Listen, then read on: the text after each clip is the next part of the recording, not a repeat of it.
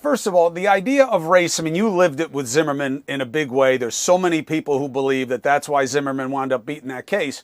But what do you see here? What are your questions? What will matter? Oh, no, it's definitely a consideration. It always is, whether it's a sort of obvious what we're doing or the implicit one, because we all carry these implicit biases with us that perceive or impact how we perceive an event. Now, what's really it's going to come down to, and I disagree with the guy who said this is not a self-defense case yesterday. I think he said it.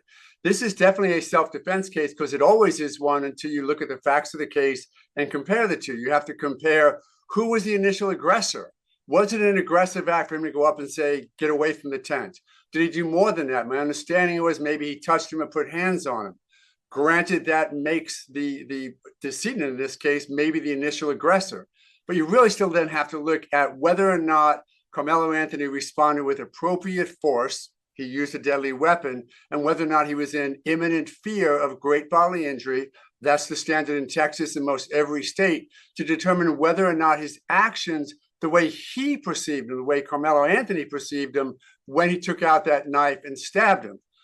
The good part is if the decedent was the aggressor initially. The bad part for Karmelo, if in fact it's true that he sort of said, touch me and you'll see, because that's that aggression, that's that predisposition towards violence that doesn't have a place in a true self-defense case.